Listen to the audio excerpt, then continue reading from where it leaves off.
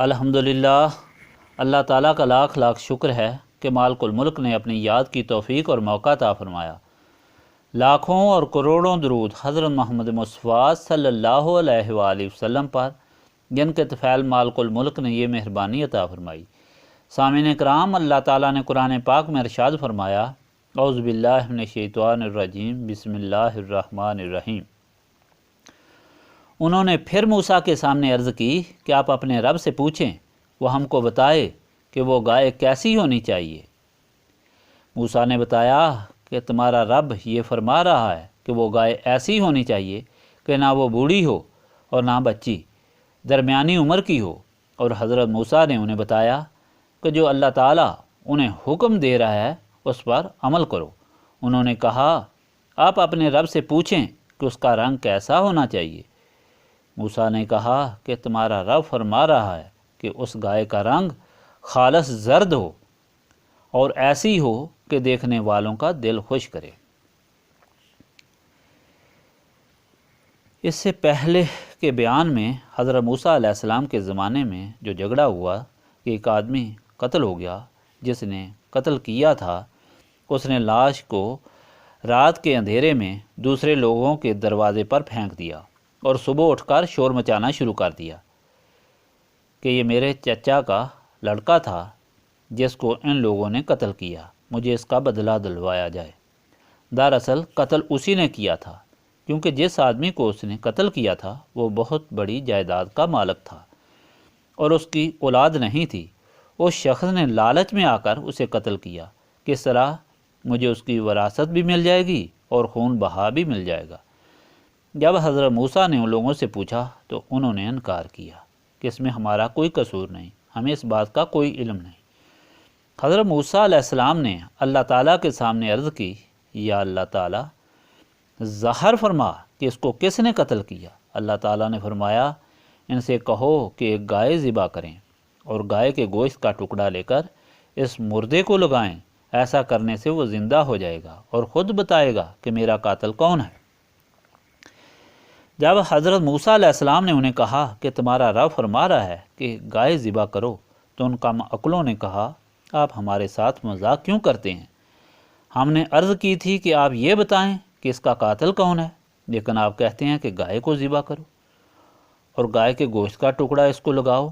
حضرت موسیٰ نے فرمایا، ہنسی اور مذاق کرنا جاہلوں کا کام ہے، میں اللہ تعالیٰ کا رسول ہوں اور تمہاری ہدایت کے لیے ہوں، میں جو بتاتا ہوں وہ اللہ تعالیٰ کی طرف سے ہوتا ہے۔ انہوں نے کہا، اچھا پھر وہ گائے کیسی ہوگی کہ جس کے گوشت کا ٹکڑا لگانے سے انسان زندہ ہو جائے گا؟ وہ کسی خاص قسم کی گائے ہوگی، ہمیں پوچھ کر بتائیں کہ وہ کس قسم کی گائے ہے۔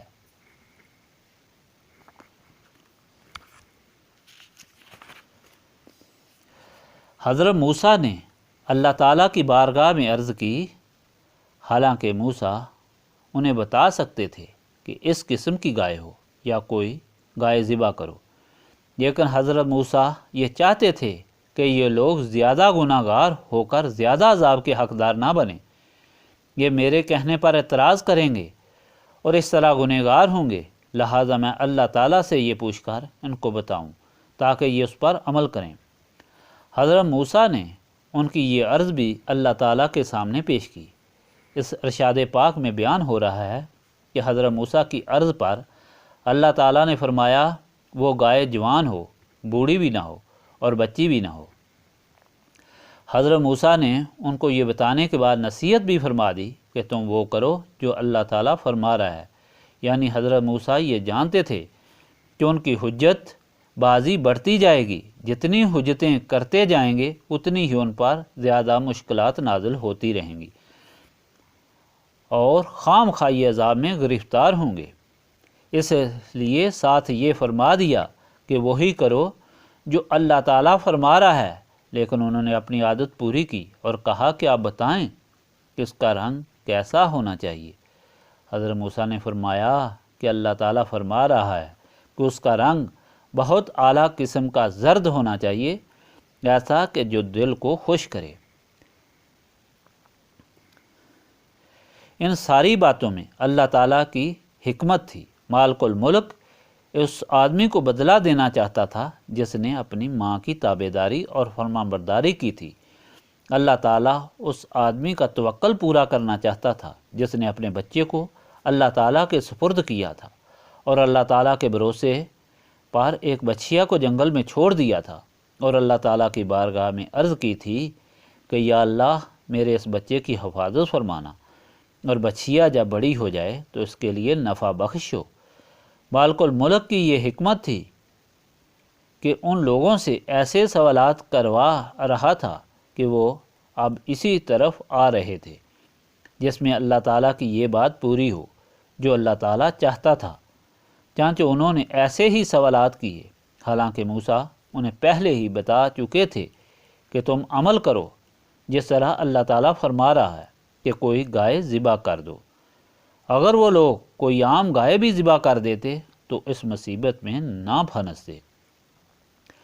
اللہ تعالیٰ نے فرمایا تھا کہ گائے ذبح کرو، اب گائے کون سی ہو، کس قسم کی ہو، وہ تو تلاش کرنا پڑے گی۔ انہوں نے خود یہ سوالات کر کے اپنے آپ کو پھنسا دیا۔ اگر وہ صرف گائے ذبح کر دیتے تو ان کا فرض پورا ہو جاتا، خدا تعالیٰ کا حکم پورا ہو جاتا کہ اللہ تعالیٰ نے فرمایا ہے گائے ذبح کرو تو گائے ذبح کر دی۔ معلوم ہوا کہ اللہ تعالیٰ کا جو حکم ہوتا ہے اس پر عمل کرنا چاہیے، اور جو لوگ بھی اس پر حجت کرتے ہیں یا اعتراض کرتے ہیں یا مزید سوالات کرتے ہیں وہ اپنا نقصان کرتے ہیں، اپنے آپ کو اور زیادہ مشکلات میں پھنساتے ہیں۔ نبی پاک صلی اللہ علیہ وآلہ وسلم نے فرمایا کہ تم لوگ خواہ مخواہ سوالات کر کے اپنے آپ کو حضرت موسیٰ کی امت کی طرح مشکل میں نہ پھنساؤ کہ وہ ہر بات پر حجت کرتے تھے، ہر بات پر سوال کرتے تھے اور مزید پھنستے جاتے تھے۔ جو اللہ تعالیٰ نے تمہارے لیے حلال کیا ہے وہ حلال ہے، جس کے متعلق اللہ تعالیٰ نے بتایا ہے حرام ہے، بس وہی حرام ہے۔ مزید مت پوچھو کہ یہ بھی حلال ہے یا نہیں، یہ بھی حرام ہے یا نہیں، اس طرح تمہارے لیے زیادہ مشکلات ہو جائیں گی۔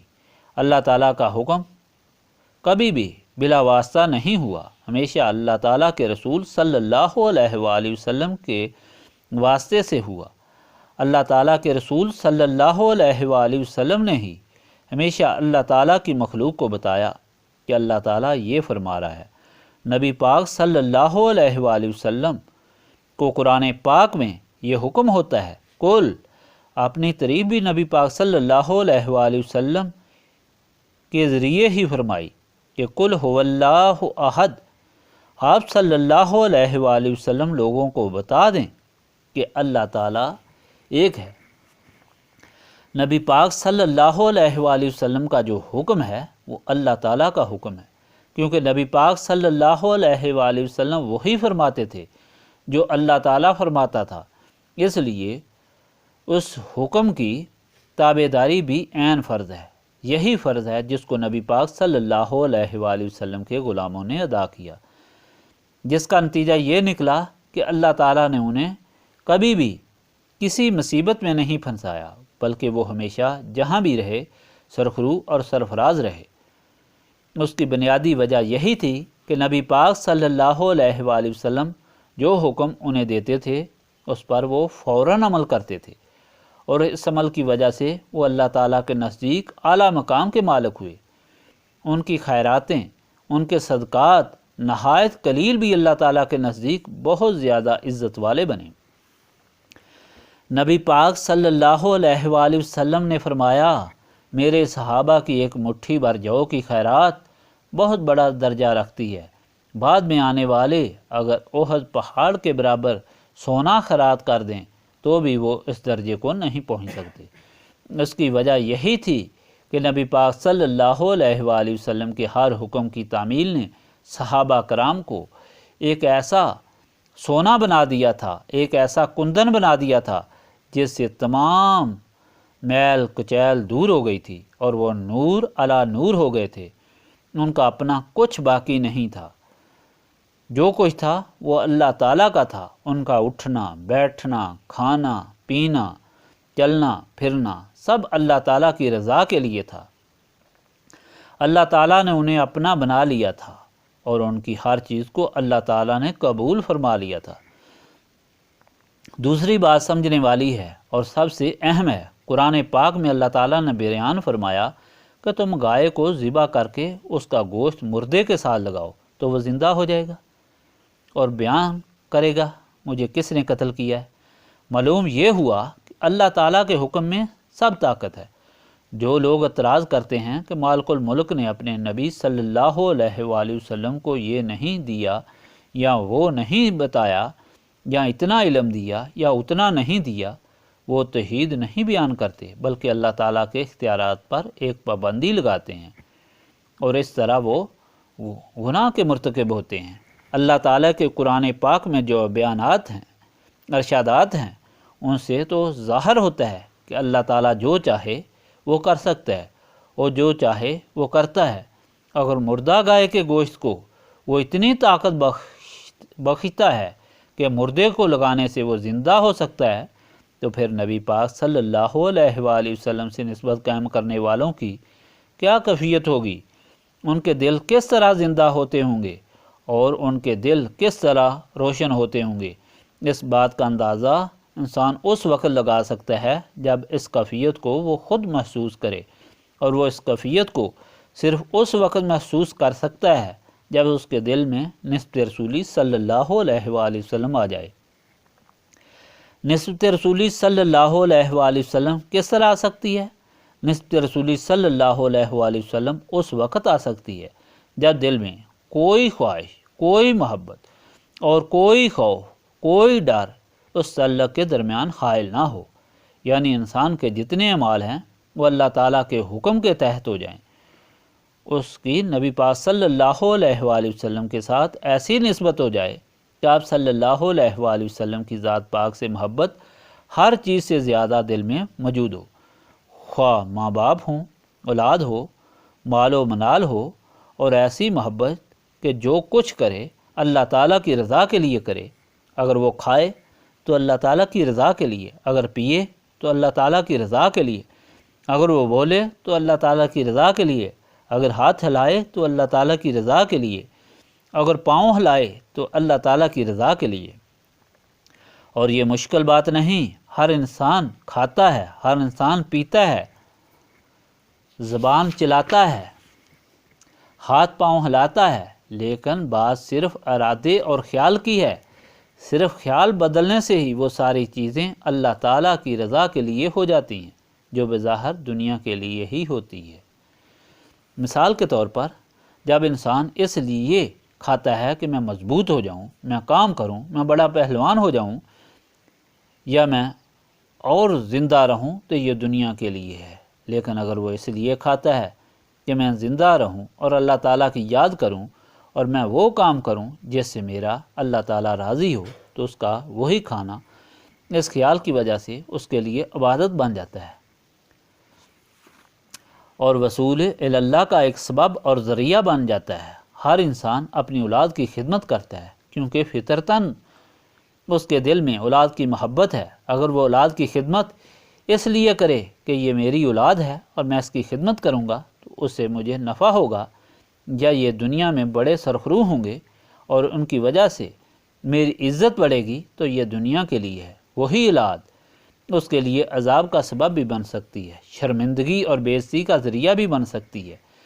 لیکن اگر وہ اپنی اولاد کی خدمت اس خیال سے کرتا ہے کہ یہ اولاد اللہ تعالیٰ کی مخلوق ہے جو اللہ تعالیٰ نے میرے سپرد کی ہے، اور اگر میں اس اولاد کی خدمت کروں گا تو میرا اللہ تعالیٰ میرے ساتھ راضی ہوگا اور یہ اللہ تعالیٰ کی بہترین مخلوق بنے گی، میں اس اولاد کی بہترین خدمت کروں، اسے اچھا کھلاؤں، اسے اچھا پڑھاؤں، جو میرے بس میں ہے یا اس کے لیے اچھائی کروں، تو وہی اولاد کی خدمت اس کے لیے عبادت بن جاتی ہے۔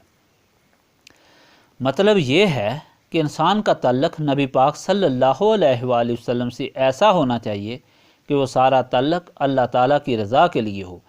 اگر کسی سے محبت ہو تو اللہ تعالیٰ کی رضا کے لیے ہو، اگر کسی سے خفگی ہو تو وہ بھی اللہ تعالیٰ کی رضا کے لیے ہو۔ ایسے انسان کے جتنے اعمال ہیں وہ اس نسبت رسولی کے لیے ممد و معاون ہوتے ہیں اور اس نسبت کی مضبوطی کا سبب بنتے ہیں۔ اگر ایسے خیالات دل میں نہ ہوں بلکہ دنیاوی خیالات ہوں نفسانی خیالات ہوں، شیطان کی ماں پر خیالات ہوں، تو پھر وہ خیالات، وہ خواہشات انسان کے اندر سیاہی اور اندھیرا پیدا کرتے ہیں، وہ اس نسبت سے دور کرتے ہیں جو نسبت رسولی صلی اللہ علیہ وآلہ وسلم ہے۔ اس طرح انسان بجائے اللہ تعالیٰ کا بندہ بننے کے دنیا کا بندہ بن جاتا ہے، ہمیشہ مصیبتوں میں مبتلا رہتا ہے، دونوں جہانوں میں ذلیل و خوار ہوتا ہے اور اس کا انجام خراب ہوتا ہے۔ دنیا جس کے لیے وہ سب کچھ کرتا ہے وہی اس کے لیے حسرت کا سبب اور ذریعہ بنتی ہے، وہ اولاد جس کے لیے وہ سب کچھ کرتا ہے وہی گستاخ اور اس کے لیے مصیبت کا سامان پیدا کرتی ہے۔ لیکن وہ لوگ جو اللہ تعالیٰ کی رضا کے لیے یہ سارے کام کرتے ہیں، اللہ تعالیٰ انہیں وہ درجہ عطا فرماتا ہے کہ ان کے لیے ہر چیز آنکھوں کی ٹھنڈک بنتی ہے، ان کی اولاد آنکھوں کی ٹھنڈک ہوتی ہے، ان کا مال و منال انہیں اونچا اڑانے اور روحانیت میں اضافہ کرنے کا سبب بنتا ہے۔ اس طرح انسان نسبت رسولی صلی اللہ علیہ وآلہ وسلم حاصل کرنے کی وجہ سے دونوں جہانوں کے غموں سے محفوظ رہتا ہے، دونوں جہانوں میں سرخرو اور سرفراز رہتا ہے۔ سرفرازی کا ذریعہ صرف اور صرف نسبت رسولی صلی اللہ علیہ وآلہ وسلم ہے۔ نسبت رسولی صلی اللہ علیہ وآلہ وسلم کو مضبوط کرنے کے لیے اور اسے اپنے دلوں میں قائم کرنے کے لیے اپنے اعمال کو اللہ تعالیٰ کی رضا کے تحت کرنا ضروری ہے۔ یہ کیفیت پیدا کرنا کہ ہر مقام پر، ہر موقع پر اللہ تعالیٰ کی محبت ہی قائم ہو، اللہ تعالیٰ کی رضا ہی پیش نظر ہو، اس وقت انسان کے وجود میں آ سکتی ہے جب اس کا دل صاف ہو، کیونکہ شیطان اور نفس انسان کے دشمن ہیں، ہمیشہ انسان کو گمراہ کرنے اور اسے اللہ تعالیٰ سے دور لے جانے کے لیے مصروف رہتے ہیں۔ ایسے ایسے اس کے اندر خیالات پیدا ہوتے ہیں، ایسی ایسی خواہشات پیدا ہوتی ہیں جن میں وہ مستغرق ہو کر اصلی مقصد کو بھول کر صراط مستقیم سے بھٹک کر غلط راستوں پر چل پڑتا ہے۔ اس لیے سینے کی صفائی از حد ضروری ہے۔ سینے کی صفائی کس طرح ہو سکتی ہے؟ وہ یاد الہی سے ہو سکتی ہے۔ جب اللہ تعالیٰ کی یاد کثرت سے کی جاتی ہے تو اللہ تعالیٰ اس سیاہی کو جو انسان کے دل میں نفسانی خواہشات کی وجہ سے پیدا ہوتی ہے دور فرما دیتا ہے۔ جب وہ دور ہو جاتی ہے اور سینہ صاف ہو جاتا ہے تو نسبت رسولی صلی اللہ علیہ وسلم اجاگر ہو جاتی ہے اور وہ تعلق خود بخود قائم ہو جاتا ہے۔ اس تعلق کو قائم کرنے کے لیے، مضبوط کرنے کے لیے اللہ تعالیٰ کی بارگاہ میں درخواست کی جاتی ہے، اس کو انعام سمجھا جاتا ہے اور اس کا شکر اللہ تعالیٰ کی بارگاہ میں ادا کیا جاتا ہے۔ ایسے لوگ دونوں جہانوں کے غموں سے محفوظ ہو جاتے ہیں۔ ہر بیماری، ہر تکلیف، ہر مصیبت کا علاج یہی ہے کہ انسان نبی پاک صلی اللہ علیہ وآلہ وسلم سے صحیح تعلق اور محبت پیدا کرے۔ پیر صاحب فرمایا، بار بار یہ کہنا کہ فلاں تکلیف کے لیے دعا کریں، فلاں مصیبت کے لیے دعا کریں، یہ صرف اسی وقت انسان کرتا ہے جب اس کے حقیقت کو وہ سمجھتا نہیں، اس طرف توجہ نہیں کرتا۔ اگر اس حقیقت پر اس کا ایمان ہے کہ سب چیزیں اللہ تعالیٰ کے اختیار میں ہیں تو انسان یہ خیال کرتا ہے، یہ سوچتا ہے کہ اللہ تعالیٰ کس طرح راضی ہوگا، مجھے کس طرح اپنا بنائے گا۔ اس کو یہ معلوم ہو جاتا ہے کہ جب میں نسبت رسولی صلی اللہ علیہ وآلہ وسلم حاصل کروں گا، رسول اللہ صلی اللہ علیہ وآلہ وسلم کی غلامی اختیار کروں گا تو مالک الملک میرے ساتھ راضی ہوگا، مجھے اپنی رضا میں لے لے گا۔ اور اس کا ثبوت یہ ہے کہ نبی پاک صلی اللہ علیہ وآلہ وسلم کے جتنے غلام گزرے ہیں، تاریخ گواہ ہے کہ آج تک کسی کو کبھی بھی کسی میدان میں شرمندگی نہیں ہوئی، بلکہ اللہ تعالیٰ نے انہیں ہی سرخرو اور سرفراز رکھا۔ خواہ ان کے مقابلے میں کوئی قوم آئی، خواہ ان کے مقابلے میں کوئی بادشاہ آیا، خواہ ان کے مقابلے میں کوئی حکومت آئی، ہر چیز پسپا ہوئی، ذلیل و خوار ہوئی، اور ہمیشہ اللہ تعالیٰ نے اپنا وعدہ پورا فرمایا کہ میں اور میری جماعت ہمیشہ غالب رہی ہے اور رہے گی۔ سامعین کرام، اسی مقصد کے لیے یہ محفل قائم کی جاتی ہے۔ جو لوگ یہاں اللہ تعالیٰ کی بارگاہ میں امیدیں لے کر اور مختلف سوالات اور حاجات لے کر آتے ہیں، وہ سمجھ جائیں کہ ان کے سارے سوالوں کا جواب، ان کی ساری مصیبتوں کا علاج، ان کی ساری بیماریوں کی شفا نسبت رسولی صلی اللہ علیہ وآلہ وسلم میں ہے، اور نسبت رسولی صلی اللہ علیہ وآلہ وسلم اس طرح حاصل کریں اور نبی پاک صلی اللہ علیہ وآلہ وسلم کی ذات سے ایسی محبت کریں کہ اس محبت میں کوئی چیز حائل نہ ہو، اور اس کا ثبوت یہ ہے کہ ان کا ہر عمل نبی پاک صلی اللہ علیہ وآلہ وسلم کی سنت کے مطابق ہو۔ اس چیز کو پختہ کرنے کے لیے اور حاصل کرنے کے لیے ہمیشہ اللہ تعالیٰ کی یاد میں رہیں۔ استغفر اللہ العظیم الذی لا الہ الا هو الحی القیوم واتوب الیہ۔ استغفر اللہ العظیم الذی لا الہ الا هو الحی القیوم واتوب الیہ۔ استغفر اللہ العظیم الذی لا الہ الا هو الحی القیوم واتوب الیہ۔